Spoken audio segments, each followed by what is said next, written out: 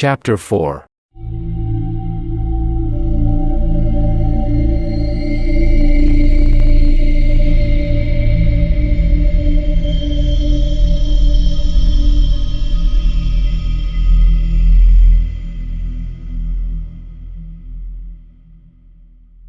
Police methods are varied and ingenious. Malone, through unostentatious rambles, carefully casual conversations, well-timed offers of hip pocket liquor, and judicious dialogues with frightened prisoners, learned many isolated facts about the movement whose aspect had become so menacing. The newcomers were indeed Kurds, but of a dialect obscure and puzzling to exact philology. Such of them as worked lived mostly as dockhands and unlicensed peddlers, though frequently serving in Greek restaurants and tending corner newsstands. Most of them, however, had no visible means of support and were obviously connected with underworld pursuits, of which smuggling and bootlegging were the least indescribable. They had come in steamships, apparently tramp freighters, and had been unloaded by stealth on moonless nights in rowboats which stole under a certain wharf and followed a hidden canal to a secret subterranean pool beneath a house. This wharf, canal, and house Malone could not locate, for the memories of his informants were exceedingly confused, while their speech was to a great extent beyond even the ablest interpreters, nor could he gain any real data on the reasons for their systematic importation. They were reticent about the exact spot from which they had come, and were never sufficiently off guard to reveal the agencies which had sought them out and directed their course. Indeed, they developed something like acute fright when asked the reasons for their presence. Gangsters of other breeds were equally taciturn, and the most that could be gathered was that some god or great priesthood had promised them unheard-of powers and supernatural glories and rulerships in a strange land.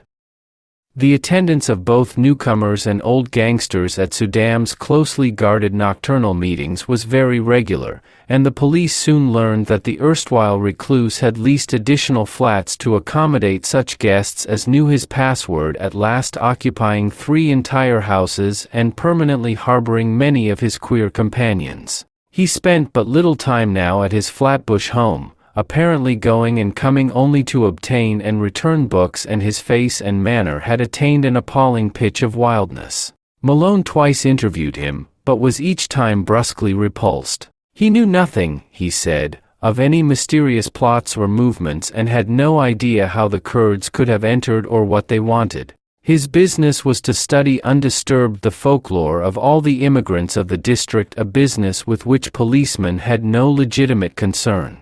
Malone mentioned his admiration for Suydam's old brochure on the Kabbalah and other myths, but the old man's softening was only momentary. He sensed an intrusion, and rebuffed his visitor in no uncertain way till Malone withdrew disgusted, and turned to other channels of information. What Malone would have unearthed could he have worked continuously on the case, we shall never know. As it was, a stupid conflict between city and federal authority suspended the investigations for several months, during which the detective was busy with other assignments. But at no time did he lose interest, or fail to stand amazed at what began to happen to Robert Suydam. Just at the time when a wave of kidnappings and disappearances spread its excitement over New York, the unkempt scholar embarked upon a metamorphosis as startling as it was absurd. One day he was seen near Borough Hall with clean-shaved face, well-trimmed hair, and tastefully immaculate attire, and on every day thereafter some obscure improvement was noticed in him. He maintained his new fastidiousness without interruption, added to it an unwonted sparkle of eye and crispness of speech, and began little by little to shed the corpulence which had so long deformed him. Now frequently taken for less than his age, he acquired an elasticity of step and buoyancy of demeanor to match the new tradition, and shewed a curious darkening of the hair which somehow did not suggest dye. As the months passed, he commenced to dress less and less conservatively, and finally astonished his new friends by renovating and redecorating his Flatbush mansion, which he threw open in a series of receptions, summoning all the acquaintances he could remember, and extending a special welcome to the fully forgiven relatives who had so lately sought his restraint. Some attended through curiosity, others through duty, but all were suddenly charmed by the dawning grace and urbanity of the former hermit. He had, he asserted, accomplished most of his allotted work, and having just inherited some property from a half-forgotten European friend, was about to spend his remaining years in a brighter second youth which ease, care, and diet had made possible to him. Less and less was he seen at Red Hook, and more did he move in the society to which he was born. Policemen noted a tendency of the gangsters to congregate at the Old Stone Church and Dance Hall instead of at the basement flat in Parker Place, though the latter and its recent annexes still overflowed with noxious life. Then two incidents occurred, wide enough apart, but both of intense interest in the case as Malone envisaged it. One was a quiet announcement in the Eagle of Robert Suydam's engagement to Miss Cornelia Gerritsen of Bayside, a young woman of excellent position, and distantly related to the elderly bridegroom-elect, whilst the other was a raid on the dance hall church by city police, after a report that the face of a kidnapped child had been seen for a second at one of the basement windows. Malone had participated in this raid, and studied the place with much care when inside. Nothing was found. In fact, the building was entirely deserted when visited. But the sensitive Celt was vaguely disturbed by many things about the interior. There were crudely painted panels he did not like.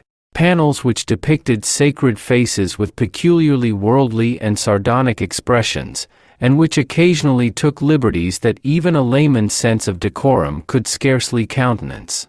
Then, too, he did not relish the Greek inscription on the wall above the pulpit, an ancient incantation which he had once stumbled upon in Dublin college days, and which read, literally translated, O friend and companion of night, thou who rejoicest in the baying of dogs and spilt blood, who wanderest in the midst of shades among the tombs, who longest for blood and bringest terror to mortals, Gorgo, Mormo, thousand-faced moon, look favorably on our sacrifices.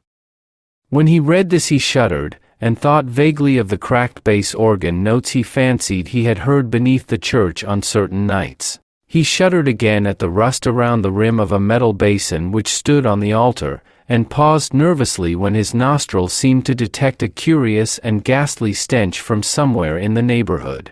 That organ memory haunted him, and he explored the basement with particular assiduity before he left. The place was very hateful to him, yet after all, were the blasphemous panels and inscriptions more than mere crudities perpetrated by the ignorant? By the time of Suydam's wedding, the kidnapping epidemic had become a popular newspaper scandal. Most of the victims were young children of the lowest classes, but the increasing number of disappearances had worked up a sentiment of the strongest fury.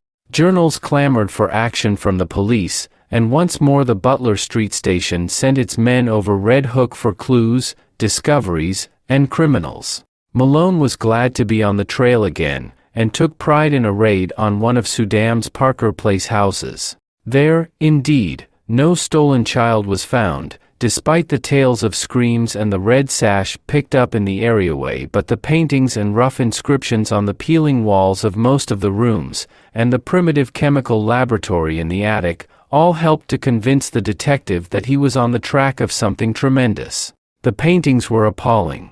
Hideous monsters of every shape and size, and parodies on human outlines which cannot be described. The writing was in red, and varied from Arabic to Greek, Roman, and Hebrew letters. Malone could not read much of it, but what he did decipher was portentous and Kabbalistic enough. One frequently repeated motto was in a sort of Hebraized Hellenistic Greek, and suggested the most terrible demon evocations of the Alexandrian decadence. Hell, Elohim, Sota, Emanvo, Sabaoth, Agla, Tetragrammaton, Adros, Otios, Iskeros, Athanatos, Jehovah, Va, Adonai, Sadri, Homofshan, Meshas, Escherahai.